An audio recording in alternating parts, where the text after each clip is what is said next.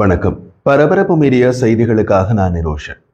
இம்மாதம் இந்தியாவுக்கும் பாகிஸ்தானுக்கும் இடையே நடந்த 4 நாள் போரின் போது இரு தரப்பிலும் முப்படைகளும் களத்தில் இருந்த போது மோதல்கள் அதிகளவில் நடந்தது இரண்டு நாடுகளின் விமானப்படைகளுக்கு இடையேதான். இப்படியாக அதிகரித்து வரும் பதட்டங்களுக்கு மத்தியில் பாகிஸ்தானின் விமானப்படையை முடக்கும் நடவடிக்கை ஒன்றில் இந்தியா இறங்கியிருப்பதாக தெரிகிறது. இப்போது ஒரு போர் நிறுத்தம் உள்ள நிலையிலும் இந்தியா இந்த போர் நிறுத்தம் நிரந்தரமானது அல்ல என்று தெரிவித்துள்ளது.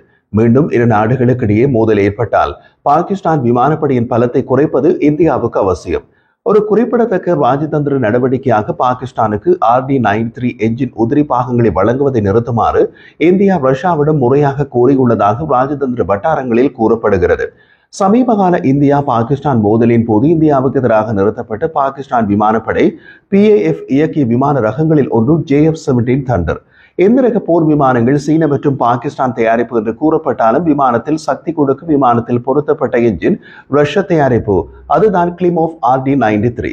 ஏப்ரல் 22, 2025 ஜம்மு மற்றும் காஷ்மீரின் பகல்காமில் நடந்த தீவிரவாத தாக்குதலால் தூண்டப்பட்ட இந்த மோதல் அணு ஆயுதமேந்தி இரண்டை அண்டை நாடுகளுக்கு இடையே பதட்டங்களை அதிகரித்துள்ளது. பாகிஸ்தானின் JF-17 தண்டர் விமானங்கள் விமான போர்களில் முக்கிய பங்கு வகித்தன. JF-17 விமானங்களுக்கு சக்தி அளிக்கும் இந்த ரஷ்ய தயாரிப்பு என்ஜின்களின் பாகிஸ்தானிய விநியோகம் சீனாவை ஒரு இடைத்தரகராக உள்ளடக்கிய விநியோக சங்கிலியை மையமாக கொண்டுள்ளது. ஏனெனில் ரஷ்ய தயாரிப்பு கிளிமோவ் RD-93 என்ஜின் ஆரம்பத்தில் சீனாவின் ஷென்யாங் A-31 போர் விமானத்திற்காக உருவாக்கப்பட்டது. யுனைடெட் என்ஜின் கார்ப்பரேஷன் UEC-யின் கீழ் ரஷ்யாவின் கிளிமோவ் ஆலையால் உருவாக்கப்பட்ட RD-33 என்ஜினின் ஒரு மாறுபாடாக RD-93 தயாரிக்கப்பட்டது. இந்த முன்னோடி என்ஜினான RD-33 MiG-29 விமானத்திற்கு தயாரிக்கப்பட்டது. அதுதான் இந்திய விமானப்படையில் MiG-29 விமானத்திலும் உள்ளது. பாகிஸ்தான் ஏரோநாட்டிக் காம்ப்ளெக்ஸ் PAC மற்றும் சீனாவின் செங்டு ஏர்கிராப்ட் கார்ப்பரேஷன் CAC இணைந்து உருவாக்கிய இலகு ரக ஒற்றை என்ஜின் பல் செயற்பாட்டு போர் விமானமான JF-17 தண்டரின் ஒரு முக்கிய அங்கமாக உள்ளது கிளிமோவ் RD-93 என்ஜின். தற்போதைய நிலவரப்படி பாகிஸ்தான் விமானப்படையிடம் கிட்டத்தட்ட 156 JF-17 விமானங்கள் உள்ளன. இந்த எண்ணிக்கை காரணமாக பாகிஸ்தான் விமானப்படையின் வான் மற்றும் வான்தரை தாக்குதலுக்காக முதுகெலும்பாக JF-17 விமானங்கள் அமைகின்றன. அதிகபட்சமாக 8300 kgf உந்துதலை வழங்கும் RD-93 என்ஜின் JF-17 ஜெட் விமானத்தின் செயல்திறனுக்கு அவசியமாக உள்ளது. மேம்படுத்தப்பட்ட RD-93 MA மாறுபாடு 9300 kgf உந்துதலை வழங்கக்கூடியது. JF-17 Block 3க்காக உருவாக்கப்பட்டது. இதன் உந்துதல் அதிகமாக உள்ளதால் JF-17 Block 3 விமானத்தின் போர்த்திறன்களை மேம்படுத்துகிறது. அதே நேரத்தில் இங்குள்ள மிக முக்கியமான விஷயம், இந்த ரஷ்ய தயாரிப்பு என்ஜின் தொடர்பாக ரஷ்யாவுக்கும் பாகிஸ்தானுக்கும் இடையே ஒப்பந்தம் ஏதும் கிடையாது. ஒப்பந்தம் ரஷ்யாவுக்கும் சீனாவுக்கும் இடையே மட்டும் உள்ளது. பாகிஸ்தானுக்கு இந்த என்ஜின்கள் மற்றும் என்ஜின் உதிரி பாகங்களை மறு ஏற்றுமதி மூலமே போகின்றன. ஆரம்பத்திலிருந்தே ரஷ்யா சீனா வழியாக பாகிஸ்தானுக்கு RD-93 என்ஜின்கள் மற்றும் உதிரி பாகங்களை வழங்கி வருகிறது. இந்த நடைமுறை 2007ஆம் ஆண்டு செய்யப்பட்ட ரஷ்ய சீன ஒப்பந்தத்தில் வேரூன்றியுள்ளது. இந்தியாவின் ஆட்சேபனைகளை மீறி சீனா பாகிஸ்தானுக்கு 150 RD-93 என்ஜின்களை மறு ஏற்றுமதி செய்ய ரஷ்யா அனுமதித்தது. இந்த விநியோக சங்கிலியை இந்தியா பல முறை எதிர்த்துள்ளது. இது ரஷ்யாவின் முக்கிய பாதுகாப்பு பங்காளியான இந்தியாவுக்கு எதிராக பாகிஸ்தானின் ராணுவ திறன்களை பலப்படுத்துவதாக இந்தியா வாதிட்டது. அப்படி இருந்தும் என்ஜின் மறு ஏற்றுமதியை ரஷ்யா அனுமதித்த இந்த ஏற்பாடு ஓரளவுக்கு சீனா தனது ஷென்யாங் A-31 ஸ்டெல்த் போர் விமான திட்டத்திற்கு RD-93 என்ஜின்களை பயன்படுத்துவதில் ஆர்வம் காட்டியதன் காரணமாகும். அதை வேறு விதமாக சொன்னால் சீனாவின் ஷென்யாங் A-31 விமானத்திற்கு அதிக என்ஜின்களை விற்கலாம் என்ற ரஷ்யாவின் வியாபார நோக்கம் காரணமாகவே இந்தியாவின் ஆட்சேபனைகளை மீறி சீனா பாகிஸ்தானுக்கு RD-93 என்ஜின்களை மறு ஏற்றுமதி செய்ய ரஷ்யா அனுமதித்தது. சீனாவின் ஷென்யாங் A-31 விமானம் இப்போது FC-31 என்ற பெயர் மாற்றம் பெற்றுவிட்டது. விமானம் இன்னமும் தயாரிக்கப்பட்டு முடிக்கவில்லை. இருப்பினும் J-31 அல்லது FC-31 பின்னர் ரஷ்ய RD-93 என்ஜின்களை நிராகரித்துவிட்டு உள்நாட்டு சீன WS-13 என்ஜின்களுக்கு மாறிவிட்டது. இந்த பாயிண்டை இப்போது இந்தியா பிடித்துள்ளது. பகல்காம் தாக்குதலுக்கு பதிலடி கொடுக்கும் விதமாக மே 7ஆம் தேதி இந்தியாவால் தொடங்கப்பட்ட ஆபரேஷன் சிந்தூர் குறிப்பிடத்தக்க விமான ஈடுபாடுகளை கொண்டது. பாகிஸ்தான் விமானப்படி சீனா வழங்கிய J-10CE ஜெட் விமானங்கள் மற்றும் துருக்கி ஆளற்ற விமானங்களுடன் JF-17 விமானங்களையும் நிலைநிறுத்தியது. ரஷ்ய என்ஜின்களை பொறுத்தவரை அவற்றுக்கு அதன் அசல் உதிரி பாகங்கள் தொடர்ந்து கிடைத்துக் கொண்டிருக்க வேண்டும். இல்லாவிட்டால் என்ஜின் செயல்படாது. அதனால்தான் RD-93 உதிரி பாகங்களின் மறு ஏற்றுமதியை நிறுத்துமாறு ரஷ்யாவுக்கு இந்தியா அழுத்தம் கொடுக்கிறது. பாகிஸ்தான் விமானப்படை PAF-இன் JF-17 விமானங்களில் குறிப்பாக RD-93 MA என்ஜின்களை கொண்ட Block 3 வகை மேம்பட்ட மின்னணு போர்த்திறன்களை கொண்டது. RD-93 உதிரி பாகங்களின் மறு ஏற்றுமதி தடுக்கப்பட்டால் பாகிஸ்தான் விமானப்படை PAF-இன் JF-17 விமானங்கள் தரையில் நிற்கும் வாத்துகளாக மாறிவிடும். 150 JF-17 விமானங்களை தரையிறக்குவது என்பது பாகிஸ்தான் விமானப்படை PAF-இன் வான்பலத்தையே சிதைத்துவிடும். RD-93 விநியோக சங்கிலி நீண்ட காலமாக சர்ச்சைக்குரிய விஷயமாக இருந்து வருகிறது. இந்தியாவின் அழுத்தம் காரணமாக பாகிஸ்தானுக்கு நேரடி ஏற்றுமதியை ரஷ்யா ஆரம்பத்தில் எதிர்த்தாலும் சீன என்ஜின்களை மீண்டும் ஏற்றுமதி செய்ய அனுமதித்தது. சீனா சுமார் $7 பில்லியன் மதிப்புள்ள 1000 RD-93 என்ஜின்களை வாங்கியது. 2022 மற்றும் 2023 ஆண்டுகளில் வெளியான சமூக வலைத்தளம் எக்ஸில் உள்ள பதிவுகள் RD-93 என்ஜின் தொடர்பாக பாகிஸ்தானின் போராட்டங்களை எடுத்து காட்டுகின்றன. இந்த சவால்கள் இருந்த போதிலும் சீனாவால் வசதியளிக்கப்பட்ட ரஷ்யாவின் RD-93 என்ஜின்களின் தொடர்ச்சியாக விநியோகம் பாகிஸ்தான் விமானப்படை PAF-இன் செயல்பாட்டு திறனை தக்க வைத்துள்ளது. இது இப்போது இந்தியாவின் புதுப்பிக்கப்பட்ட ராஜதந்திர உந்துதலை தூண்டியது. இந்தியாவின் அழுத்தம் ரஷ்யாவை இந்தியாவுடனான ஆழமான பாதுகாப்பு உறவுகளை கருத்தில் கொண்டு ஒரு நுட்பமான நிலையில் வைக்கிறது. ரஷ்யா இந்தியாவின் மிகப்பெரிய ஆயுத சப்ளையராக உள்ளது. 2019 மற்றும் 2023 ஆண்டுகளுக்கு இடையில் இந்தியாவின் ஆயுத இறக்குமதியில் ரஷ்யா 36% பங்களிக்கிறது.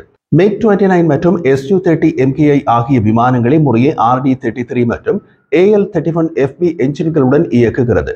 இந்தியாவின் ஹிந்துஸ்தான் ஏரோநாட்டிக்ஸ் லிமிடெட் HAL நிறுவனம் தனது MiG-29 விமானங்களுக்காக RD-33 என்ஜின்களை 2024 ஆண்டு கையெழுத்திட்டு $650 மில்லியன் ஒப்பந்தத்தின் கீழ் தயாரிக்கிறது. இது ரஷ்ய இந்திய கூட்டாண்மையை எடுத்து காட்டுகின்றது. பாகிஸ்தானுக்கு ரஷ்யாவுடன் இது போன்ற ஒப்பந்தம் ஏதும் கிடையாது. இருப்பினும் சீனா மற்றும் பாகிஸ்தானுடன் ரஷ்யாவின் வளர்ந்து வரும் இணக்கமும் விஷயங்களை சிக்கலாக்குகிறது. எக்ஸில் உள்ள பதிவுகள் இந்த ஏற்றுமதிகளை ரஷ்யா முற்றிலும் வர்த்தக ரீதியாக மட்டுமே கருதுகிறது என்று கூறுகின்றன. 2009 ஆண்டு வெளிப்படுத்தப்பட்டபடி 3ஆம் தலைமுறை போர் விமானமான JF-17 இந்தியாவின் மேம்பட்ட விமானங்களுக்கு குறிப்பிடத்தக்க அச்சுறுத்தலை ஏற்படுத்தாது என்பதே ரஷ்யா கூறிய காரணம். ஆனால் அந்த காரணம் இப்போது மாறிவிட்டது. RD-93 MA என்ஜின்களை கொண்டு மேம்படுத்தப்பட்ட JF-17 Block 3 வகை 4வது தலைமுறை விமானமாக மாறிவிட்டது. தவிர பாகிஸ்தான் விமானப்படைக்கு சீனா வழங்கிய J-10CE போர் விமானங்களில் ரஷ்ய தயாரிப்பு AL-31 என்ஜின்கள் உள்ளன. இப்போது ரஷ்யா என்ன சொல்ல போகிறது பார்க்கலாம்.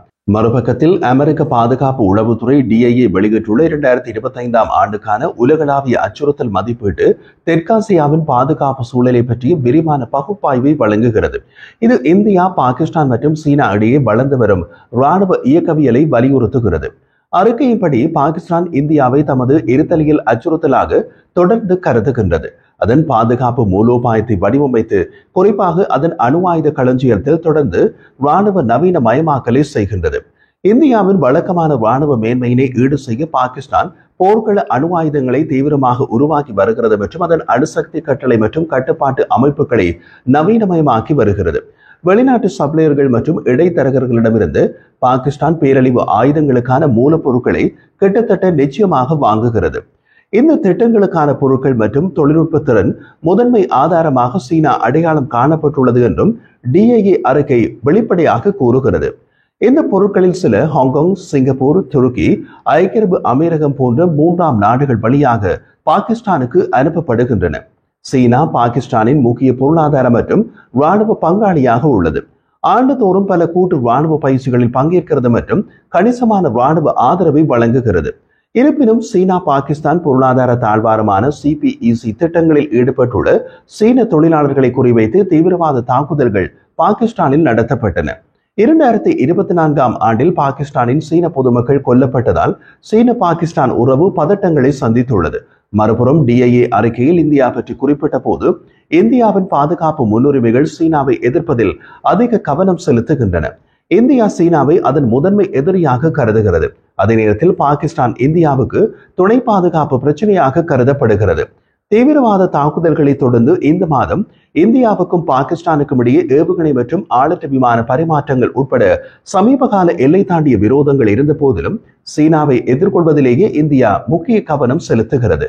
சீனாவின் செல்வாக்கை எதிர்கொள்ள இந்திய பெருங்கடல் பிராந்தியத்தில் இந்திய ராணுவ சக்தியை மேம்படுத்தல், உலகளாவிய தலைமையை உறுதிப்படுத்துதல் மற்றும் பாதுகாப்பு கூட்டாண்மைகளை உருவாக்குதல் ஆகியவற்றில் இந்தியாவின் மூலோபாய கவனம் தொடர்ந்து உள்ளது. இந்தியா தனது ராணுவத்தை நவீனமயமாக்குதல், மேம்பட்ட ஏவுகணை அமைப்புகளை சோதித்தல் மற்றும் அதன் அணுசக்தி முக்கோண திறன்களை விரிவுபடுத்துதல் ஆகியவற்றையும் செய்து வருகிறது. இந்தியா ரஷ்யாவுடன் புதிய கொள்முதலை குறைத்த போதிலும் ரஷ்யாவுடனான அதன் நீண்டகால பாதுகாப்பு உறவை இந்தியா தொடர்ந்து பராமரித்து வருகிறது. முதன்மையாக ரஷ்ய தயாரிப்பு டேங்கர் மற்றும் போர் விமானங்களின் இருப்பை தக்க வைத்துக் கொள்வதாகவும் அறிக்கை குறிப்பிடுகிறது. பாகிஸ்தான் பற்றிய கணிப்பை வெளியிட்டுள்ள டிஐஏ அறிக்கை வரவிருக்கும் ஆண்டிற்கான பாகிஸ்தானின் ராணுவ முன்னுரிமைகளில் எல்லை தாண்டிய மோதல்களை நிர்வகித்தல், டெஹ்ரிக்-இ-தாலிபான் பாகிஸ்தான் மற்றும் பலூச் போன்ற இயக்கங்களுக்கு எதிராக தீவிரவாத எதிர்ப்பு நடவடிக்கைகள் மற்றும் மேலும் அணுசக்தி நவீனமயமாக்கல் ஆகியவை அடங்கும். 2024 ஆண்டில் பாகிஸ்தானில் 2500க்கும் மேற்பட்ட மக்களை தீவிரவாதிகள் கொன்றனர். இது தொடர்ச்சியான உள்நாட்டு பாதுகாப்பு சவால்களை எடுத்து காட்டுகிறது என்கின்றது அறிக்கை. அமெரிக்க உளவுத்துறை டிஐஏயின் மதிப்பீடு ஆழமான போட்டிகள், விரைவான ராணுவ நவீனமயமாக்கல் மற்றும் சிக்கலான பாதுகாப்பு கூட்டாண்மைகளால் குறிக்கப்பட்ட ஒரு பிராந்தியத்தை அடிக்கோடிட்டு காட்டுகிறது.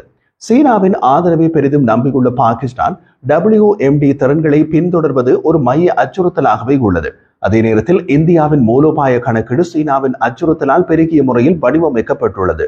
பாகிஸ்தான் இன்னமும் குறிப்பிடத்தக்க அச்சுறுத்தலாக இருந்தாலும் இந்தியாவுக்கு இரண்டாம் நிலை பாதுகாப்பு சவாலாக பின்தள்ளப்படுகின்றது.